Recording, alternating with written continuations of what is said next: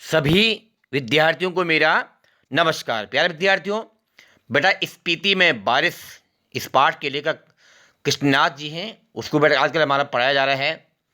आरोप भाग एक पुस्तक का जो स्पीति में बारिश पाठ है, उसका बेटा अगला गद्यांश पढ़ते हैं। हम पिछली वीडियो में वहाँ तक पढ़ चुके थे जहाँ तक कि लेखक कृष्णनाथ जी ने हमें ये बताया था कि मैं स्पीति के उन नर नारियों से, उन युवक युवतियों से मेरा निमंत्रण है, मेरा आग्रह है, वो इस स्पीति घाटी में आएँ, यहाँ की यात्रा करें और एक तरह से अपने जीवन को सार्थक करें।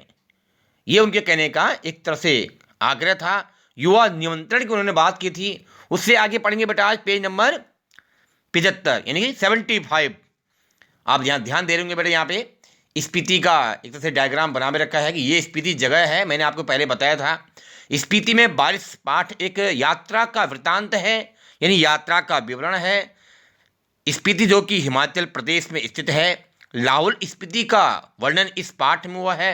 और आपने अब तक बहुत सारी जानकारी इस पाठ में पढ़ी है। वहाँ की भौगोलिक जानकारी, वहाँ की ऐतिहासिक जानकारी पूरा लेखक कृष्णनाथ जी के द्वारा बताया गया। आज पढ़ेंगे बेटा हम कि किस प्रकार की वहाँ पर मौसम कैसा रहता है, कौन सी ऋतुएं होती हैं, ये आज हम पढ़ेंगे बेटा पेज नंबर 75।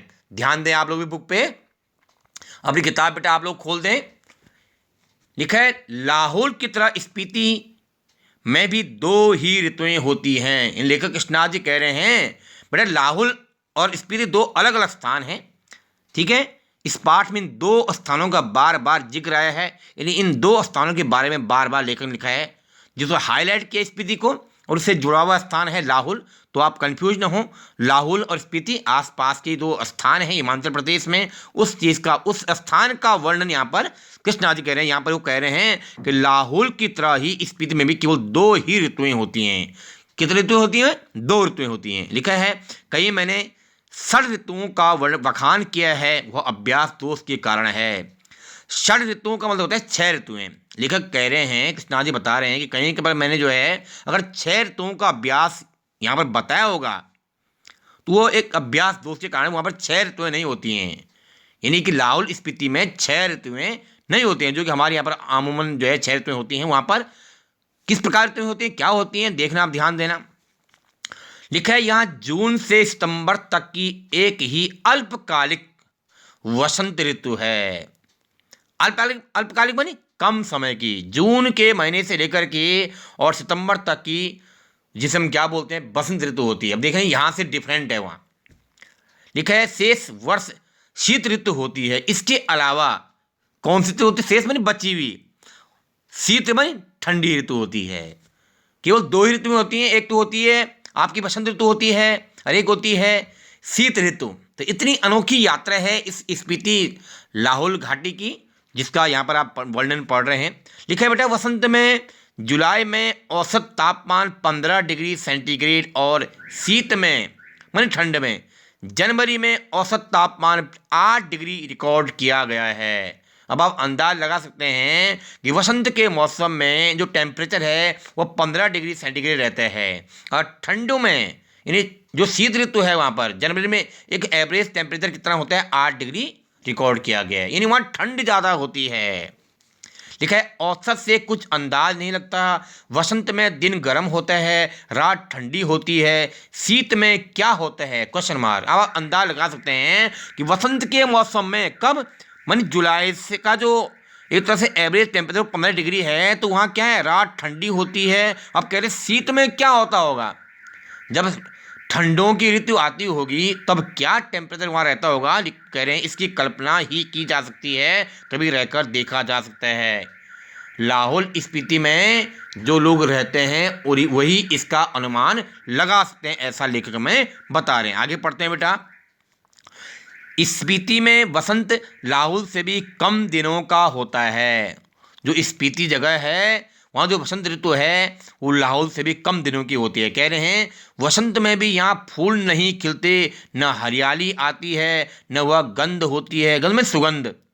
दिसंबर से घाटी में फिर बर्फ पड़ने लगती है, अप्रैल मई तक रहती है। यहाँ ठंडक भी लाहौल से ज़्यादा पड़ती है, नदी नाले सब जम जाते हैं और हवाएं तेज चलती हैं। मुंह, हाथ और जो खुले अंग हैं उनमें जैसे सूल की तरह चुभती है। सूल में नहीं, कांटे, वो ठंड जैसे कांटे की तरह चुभती है। अब आपने यहाँ पर पढ़ा हुआ है कि क्या हाल है स्पीति में और लाहौल में, कितनी ठंड वहाँ पर होती है कि न वहाँ हरियाली होती है, यानी पेड़ भी नहीं होते हैं ज़्यादा, न वहाँ कोई सुगंध है। अगर बसंत की ऋतु आ रही है, जैसे हम कहते हैं बसंत ऋतु में जो है खूब फूल खिल जाते हैं, हमारे यहाँ पर आमतौर पर होता है फूल, हरियाली खूब फूल जाती, खिल जाते हैं पेड़ पौधे। वहाँ पर ऐसा कम होता है क्योंकि पेड़ कम होते हैं, क्योंकि ठंड की वजह से पेड़ वहाँ पर होते कम हैं। क्या और कह रहे हैं इतनी ठंड ज़्यादा होती है, शरीर के जो भी खुले अंग हैं वहाँ पर जैसे कांटे चुभ रहे हों ठंड के मारे।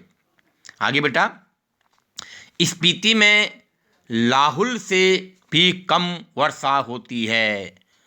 एक दूसरा आप तथ्य वहाँ पर देखेंगे कि बारिश कम होती है वहाँ पर, ठंड बहुत ज़्यादा होती है पर वर्षा कम होती है। कह रहे हैं मध्य हिमालय मानसून की पहुँच के परे है। मतलब जो मध्य हिमालय क्षेत्र है वहाँ मानसून कम आते हैं, यहाँ बरखा बहार नहीं है, यानी बारिश कम होती है।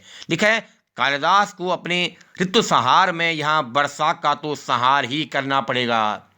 लेखक कृष्णनाथ जी ने एक इमेजिनेशन किया है, कल्पना की है, किसके बारे में? कालिदास के ऋतु संहार के नाटक के बारे में। बड़े कालिदास जाने माने संस्कृत के महान विद्वान कवि हुए हैं और उनका एक ऋतु संहार नाटक संस्कृत में जाना पहचाना है। तो वो कह रहे हैं, उन्होंने कल्पना की है यदि कालिदास जी का अपने ऋतु संहार में, जिसमें कि बारिश का वर्णन है, तो यहाँ पर उन्हें संहार में नष्ट कल्पना की है कि अगर उन्हें यहाँ पर वर्णन करना होगा तो वो वर्षा का दृश्य यहाँ पर नहीं दिखाना होगा जो कि उस ग्रंथ में दिखाया गया है। ऐसा कृष्णनाथ जी हमें बता रहे हैं। कालिदास में वर्षा का क्या ठाट है? क्वेश्चन मार्क है। नहीं, ठाट में आनंद। यह वर्षा वर्णन इस प्रकार शुरू होता है, यानी कालिदास के ऋतु संहार नाटक में जो वर्षा का ठाट है, आनंद है, वह इस स्पीति में किस प्रकार दर्शाया जाएगा वो लेखक हमें बता रहे हैं। इसके लिए आप अगला गद्यांश पढ़ेंगे हम नेक्स्ट पेज में बेटा, पेज नंबर 76।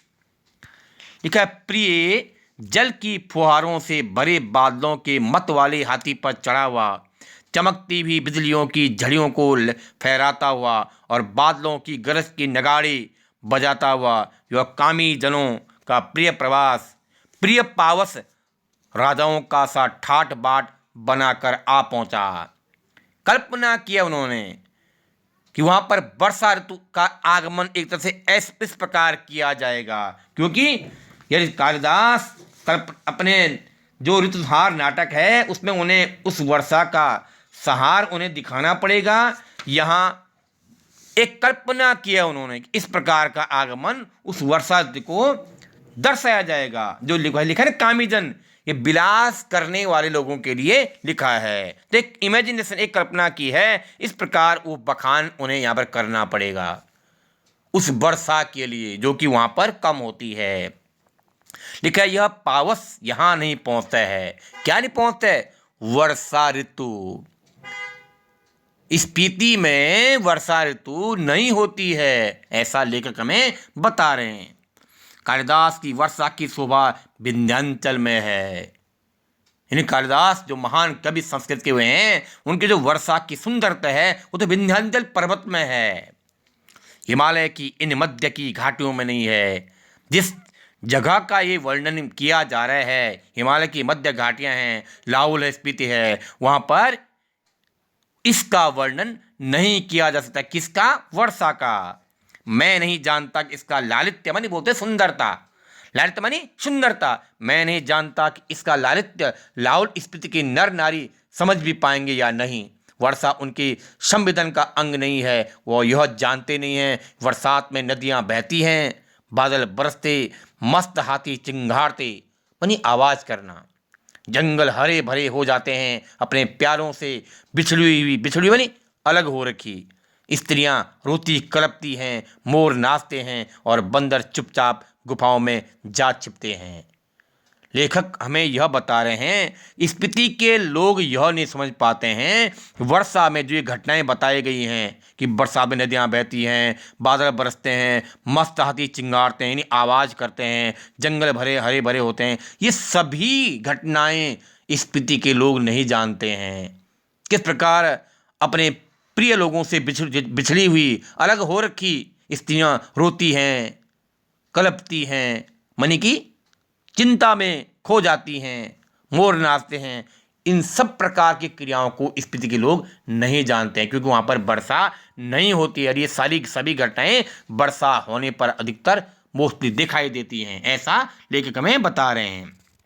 आगे लिखा है, अगर कालिदास यहाँ आकर कहें अपने बहुत से सुंदर गुणों से सुहानी लगने वाली स्त्रियों का जी खिलाने वाली पेड़ों की टहनियों और बेलों की सच्ची सखी, बेल बोलते बेटे जो टहनियों के साथ साथ जो पत्ते होते हैं उसके लिए बेल भी बोला जाता है, सखी मानी सहेली, तथा सभी जीवों का प्राण बनी हुई वर्षा ऋतु आपके मन की सब साधें याद साधे मानी उम्मीदें आशाएं पूरी करें। तो शायद स्पीति के नर नारी यही पूछेंगे कि वह देवता कौन है, कहाँ रहता है, यहाँ क्यों नहीं आता, क्वेश्चन मार्क है सभी बातों में। यानी लेखक ने उन स्पीति के लोगों के बारे में बताया है। यदि कालिदास यहाँ आए और अपने ऋतुसंहार नाटक के बारे में कुछ लिखें तो उन्हें इस प्रकार लिखना पड़ेगा। कौन है वो वर्षा ऋतु? सुहाने लगने वाली ऋतु है वो, स्त्रियों का जी खिलाने वाली है, पेड़ों की टहनी और बेलों की सच्ची सखी है। भाई वर्षा होगी, पेड़ में ग्रोथ होगी, उसकी जड़ में पानी जाएगा। तो कालिदास को भी इस स्पीति में आकर के इस प्रकार उसका विवरण देना पड़ेगा उस वर्षा ऋतु का। और तब बल जो है स्पीति के लोग क्या बोलेंगे, क्योंकि उन्हें पता तो है नहीं वर्षा कितनी तेज होती है, क्योंकि वहाँ वर्षा ऋतु होती नहीं है, केवल दो ऋतुएं होती हैं, बसंत ऋतु होती है और शीत ऋतु होती है, जो अब अभी पहले पढ़ चुके हैं इस पाठ में अभी। तो इसलिए बल स्पीति के लोग शायद यही पूछेंगे कि यह देवता कौन है। उनके लिए बारिश एक देवता के समान है, यह कहाँ रहता है, यहाँ क्यों नहीं आता है, यानी वर्षा ऋतु उनके लिए कोई देवता माना गया है, ऐसा लेखक हमें बता रहे हैं। तो इससे आगे बेटा हम नेक्स्ट वीडियो में पढ़ेंगे। यहाँ तक आपको कोई समस्या हो आप में अवश्य प्रश्न पूछें, लेकिन प्रश्न पूछने के लिए बेटा आपको पहले लेसन ध्यान से पढ़ना पड़ेगा। जहाँ तक हम पढ़ चुके हैं या पढ़ा चुके हैं वो ऐसा ही बेटा आपको भी पढ़ना है। स्टूडेंट्स फिर कह रहा हूँ आपको, यह पाठ एक यात्रा का विवरण है। आपने कई प्रसंग इस पाठ में पढ़े हैं, हमने आपको समझाए हैं, तो ऐसा आप भी पढ़ें और हमें प्रश्न अवश्य पूछें। इसके अलावा बेटा नेक्स्ट वीडियो में पढ़ेंगे। धन्यवाद।